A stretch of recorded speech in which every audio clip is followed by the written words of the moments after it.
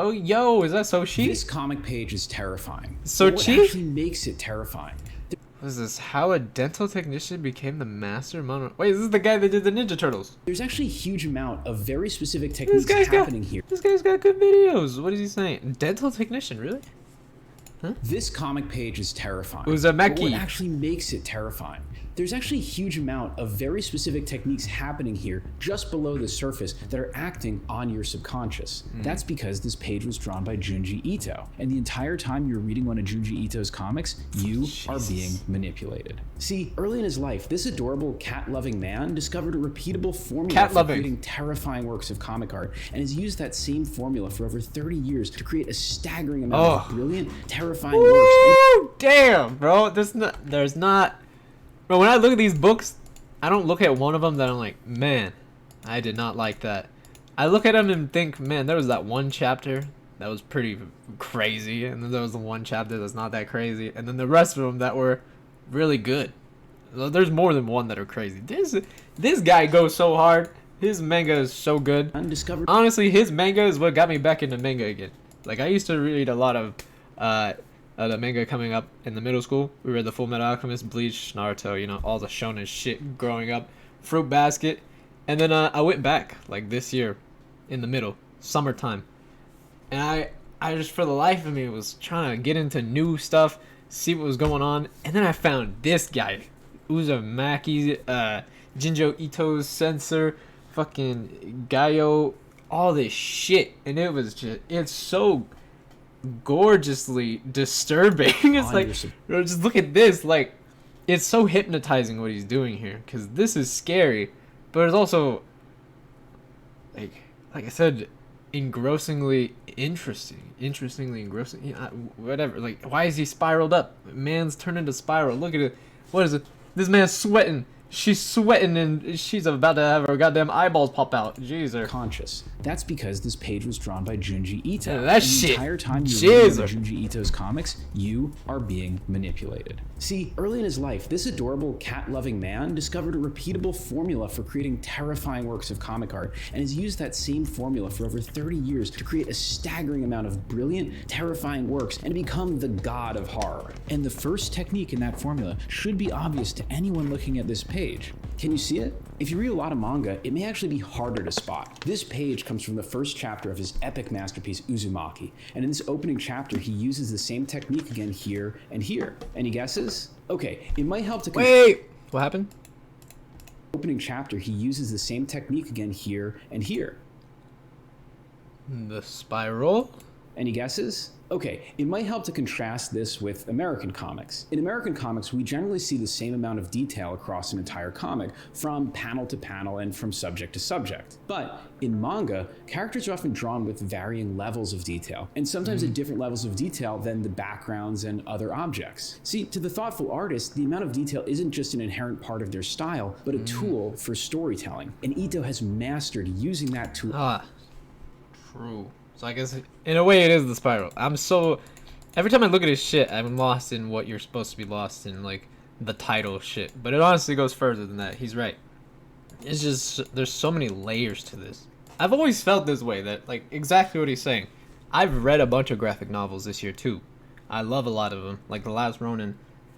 Last Ronin kind of, like, that shit kind of battles with Uzumaki sometimes. So, like, it's not that I hate graphic novels, but I do find almost always mangas just feel so much more like personable and darker and brighter too. Like, I don't know. It's like if they do it right, it always feels so much better. Generally see this even versus something like Sandman by Neil Gaiman, which is fucking crazy. It's just like, even though it is like a massive scale, it never adds up to the same depth. Same amount of detail across an entire At least to comic, me. from panel to panel and from subject to subject. But in manga, characters are often drawn with varying levels of detail, and sometimes at different levels of detail than the backgrounds and other objects. See, to the thoughtful artist, the amount of detail isn't just an inherent part of their style, but a tool for storytelling. And Ito has mastered using that tool to create terror. We'll get back to this image, but to help understand why this is so psychologically powerful, let me borrow a visual from Scott McCloud's Understanding Comics. comics. This chart represents a simplified spectrum of the different levels of detail an artist can use to represent a character, from extremely simplified on one end to photorealistic on the other. Why this matters is when we look at this simple face over here, it doesn't represent anyone in particular. It could be you, it could be me. Many comic strips and webcomics primarily use this type of symbolic representation because we're supposed to project ourselves into these panels rather than seeing characters from the artist's imagination. On the other side of this spectrum is realistic or representational styles. This image is very clearly not me or you, unless you're Nicolas Cage watching this video, in which case, Nick, please like and subscribe. When the rest of us look at an image like this, we see the otherness of the subject, not ourselves. Now, all artists have to exist somewhere along this spectrum. Most American superhero comics tend to operate around here-ish, although that has varied a bit over time, but generally we tend to look from outside in on the exploits of these characters, but they're just symbolic enough to allow some degree of self-projection. But something you'll notice in manga is that often the protagonists, the characters we are meant to relate to, are more on the symbolic side of the spectrum, while characters that are villains, mentors, gag characters, the supporting cast tend to be more on the representational side. In this way, the artist invites us to project ourselves onto the protagonist, but to look upon that supporting cast from the outside, just like the protagonist would. It's very clever and allows us to fall deep. Well, yeah, that is kind of broken. The scale of impression. Wait, that's interesting. As an artist, like if you're drawing and shit, I feel like this is very important. Like you're saying, for manga, that makes sense. They just want to sit here, while the other ones want to sit here.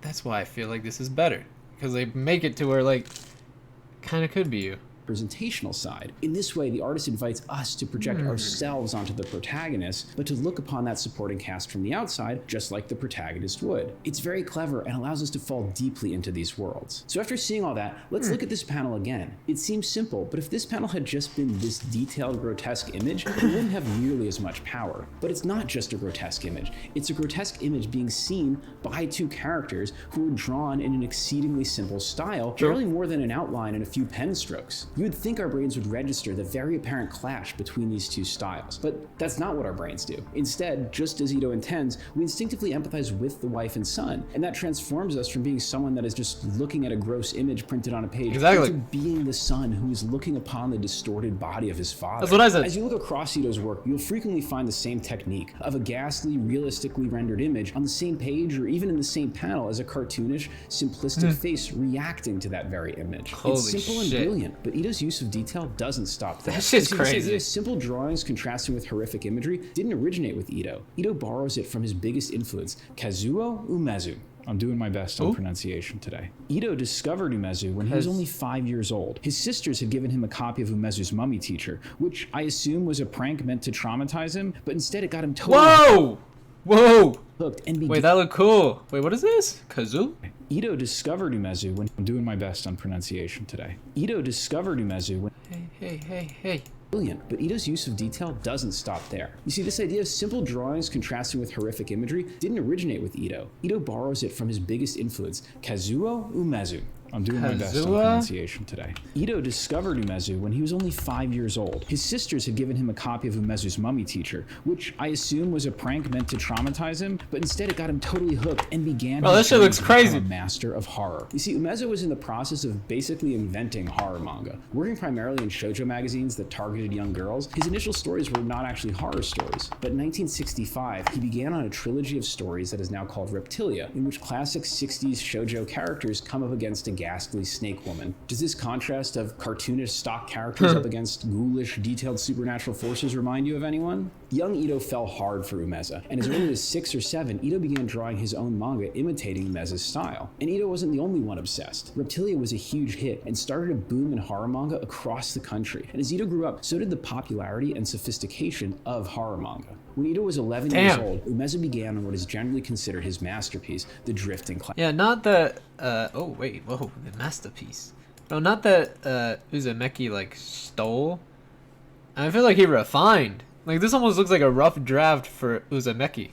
Like, or not Uzumaki, for, Ito. You know, this looks like a rough draft almost.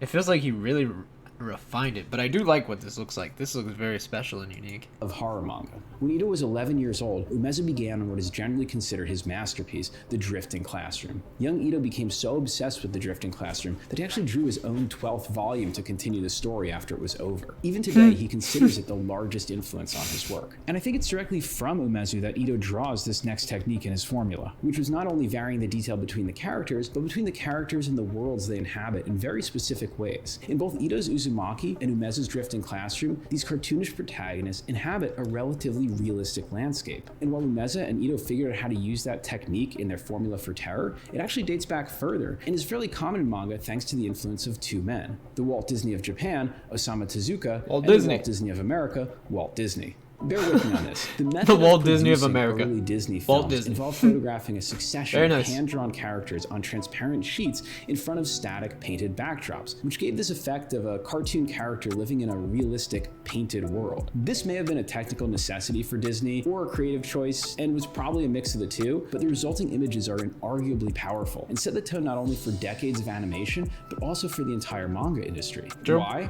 Because of Tezuka. Someday I'll be able to afford a translator and make a full Tezuka video, but his influence on the development of manga, as well as his ability to unironically rock a beret, cannot be overstated. It's Young a Tezuka clean was an beret. absolute It's Disney pretty fanatic. clean. He famously saw Bambi more than 80 times, and so a few years later, when he's basically inventing manga, Jesus. he borrowed Disney's style, placing his cartoonish characters in more realistic settings, setting the tone for the thousands of manga artists who would see him as their main inspiration. One of those young artists was Umeza, and just I kind of like that style sometimes. That reminds me of the Mummy thing. Kind of looks like. It reminds me of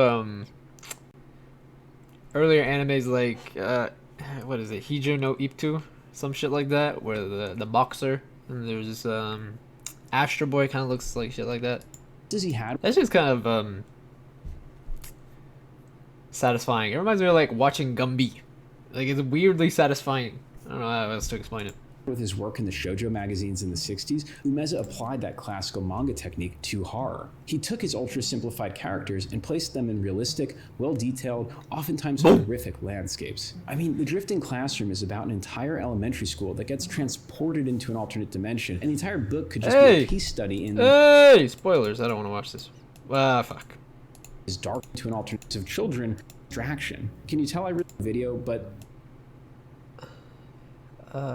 he studied. Here, I gotta grab my water real quick I anyway. mean, The Drifting Classroom is about an entire elementary school that gets transported into an alternate dimension, and the entire book could just be a case study in the contrast of detail. He plays out his I don't dark want drama spoilers, of man. innocent, almost I'll cute read drawings that. of children This shit looks against crazy. the more well-rendered drawings of the adults in a world that is realistic, rectilinear, claustrophobic, and then breaks apart into pure painterly abstraction. Can you tell I really like The Drifting Classroom? Umeza needs his own video, but let's bring this all back to Ito for now. Because Ito, absorbing all of this at like 12 years old, would take all of Umeza's innovations in The Drifting Classroom to new heights. See, Ito grew up in a remote part of Japan and has spent most of his life there. And I Wait. think that lends all of his Now that I think about it, didn't he redo this?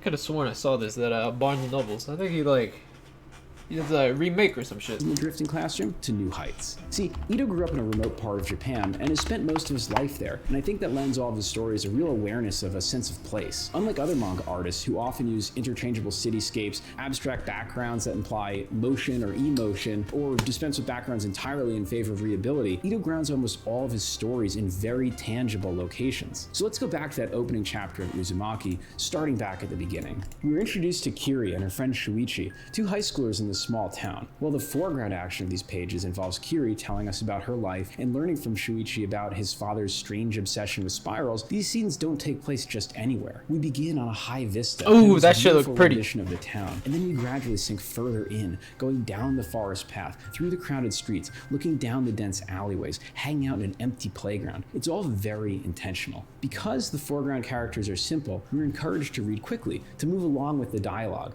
but the realistic backgrounds surround us, so as we empathize with the characters and become engaged with the story, we're subconsciously sinking deeper into this world that Ito has created. But this whole video isn't about realism, because if Ito had stopped the development of his formula there, he would just be another imitator of Umeza. But as a teenager, he began to look outside of Japan for influences, to an Italian filmmaker, an American writer, and a Swiss painter. The two movies Ito most references being influenced by growing up were The Exorcist and Suspiria. And while The Exorcist is great, I think it's Dario Argento's influence that really shows up in his work. Yeah. yeah. Talk for a Bro, who can blame him? Fuck, I love this movie, man. I watched this movie for the first time this year, and I can't get over the colors. This lady's really good. There's just one part of the movie that's like, just kind of meh. It's like the reveal.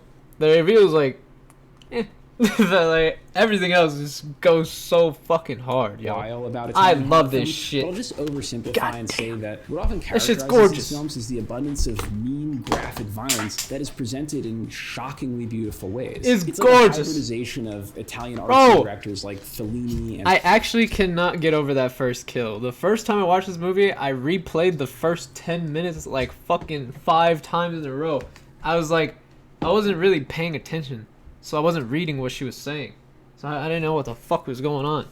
But, because I don't remember what the fuck I was trying to do, but I was just so distracted, and I kept hearing that noise in the beginning. It was like, rah, rah, and I was like, what the fuck is happening? I was like, I like that. I was like, I don't know what's happening, though. It was like, I was just so confuzzled. And when I finally sat down and watched it, I still can't get fucking over it. Like, everything about it, from the colors to the cinematography shots to the location to the music, this shit goes stupid. But I'll just oversimplify and say that what often characterizes these films is the abundance And of the gore. mean, graphic violence that is presented in shockingly beautiful ways. It's like a hybridization of Italian artsy directors like Fellini, Antonioni, and Bertolucci with the gory, oftentimes ugly American horror films of the early 70s. In Suspiria, maybe the most dramatic example of this mixture of beauty and ugliness. And this tracks with something that Ito has said. I enjoy drawing both extremes, extremely ugly or extremely beautiful. And Ito's use of formal beauty is something we don't see a lot in Umezu's work. Ito talks about using the golden ratio to draw attractive faces, the influence he's taken from Degas, Vermeer, and Dali. But that attention to beauty is part of his formula for terror, because when the ugliness finally arrives,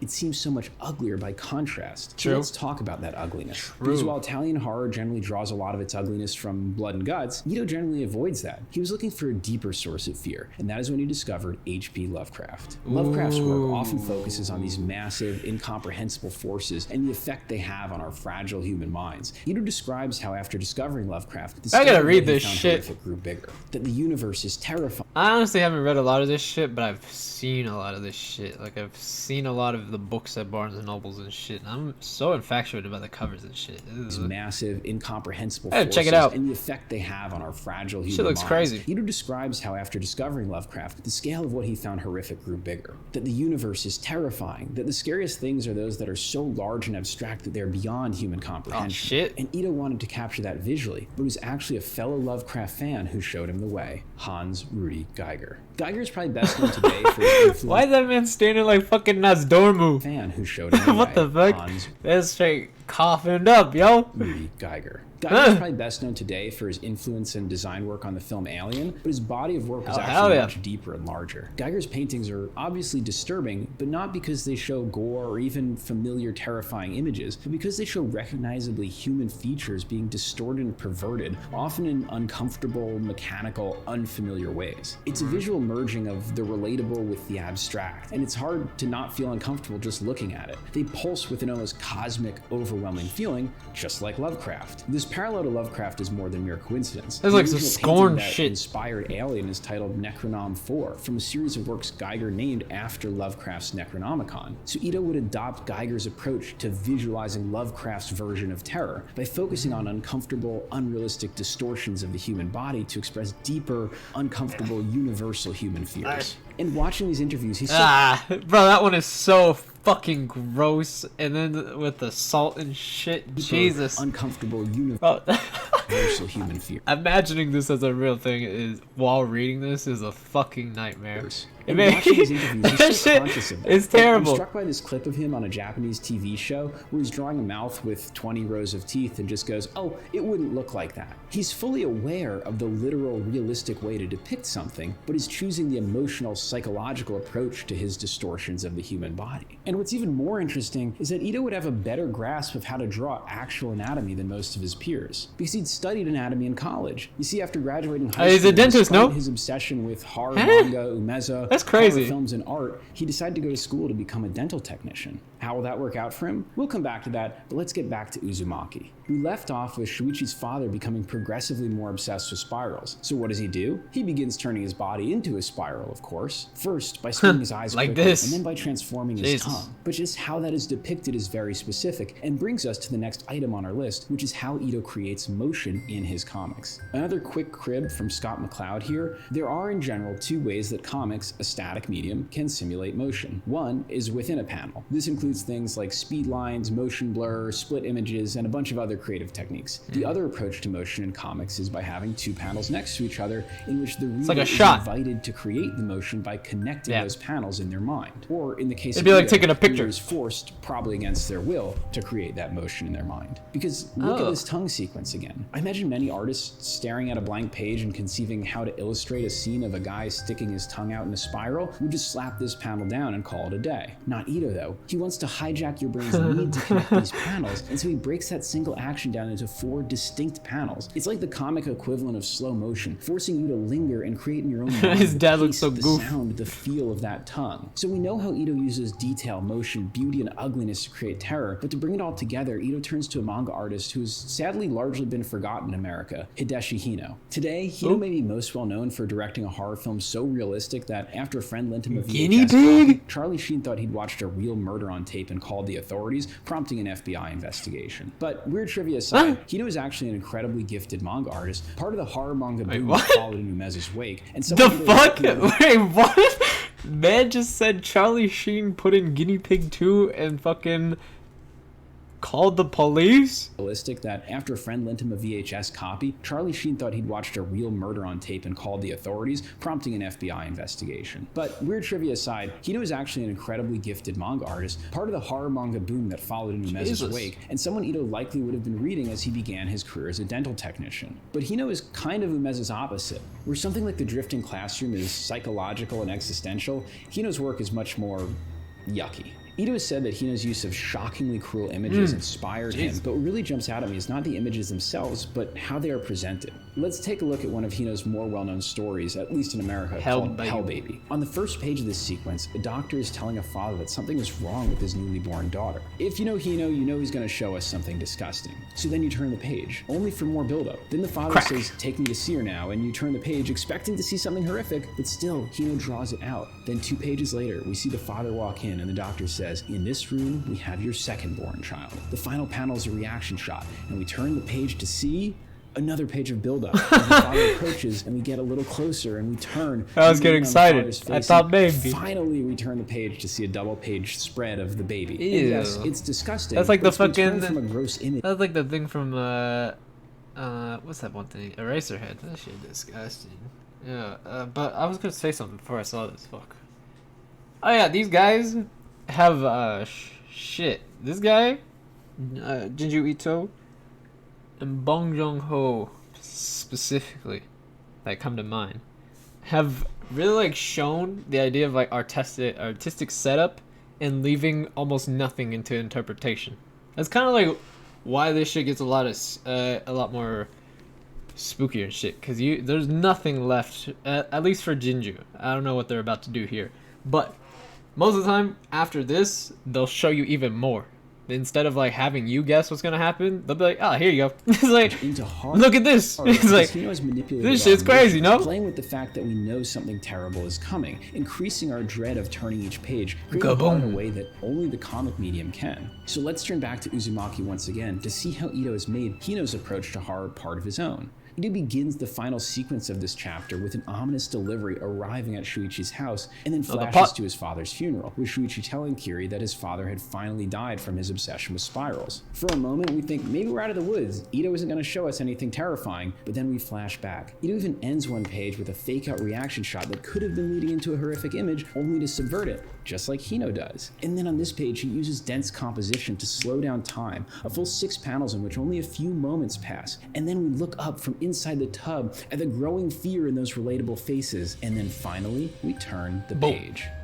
So Ito has it almost all pulled together. There's just one final piece missing. So let's return to Ito's own life. Because when we last left him, he was working as a dental technician. He dabbled in manga as a hobby, but had moved away from it as a career. But then he sees something in one of the manga magazines he reads. Monthly Halloween, a newer magazine dedicated to shoujo horror, is holding a contest. They're giving out the Umeza Prize for horror manga, and it's going to be judged by Umeza himself. And Ito's inspired, not to win the contest, but to know that his hero, Umeza, the man who inspired him since he was 5 years old, would read his work. So he spends the that's pretty little free time exciting. he has drawing a 30-page story. And that story is Tomie. Not only did he win the Umeza Prize, the story was so popular that Monthly Halloween offered Ito a job to continue publishing manga. And no joke, he has to think about it. He likes being a dental technician, but ultimately, he decides to change careers and become fuck yeah. a manga Dude, artist. fuck that he shit. continues to make a huge success. It's eventually turned into a multi-part movie series, shit. and he's continued from then until now, building up an incredible body of work. So I'll put a reading guide below to help you navigate. But what's the final part of his formula? Well, in every interview I found with him, he's incredibly humble and deeply focused on his craft. He sits in the same house, at the same desk, with no He's got assistants. 2 copies of Tomie.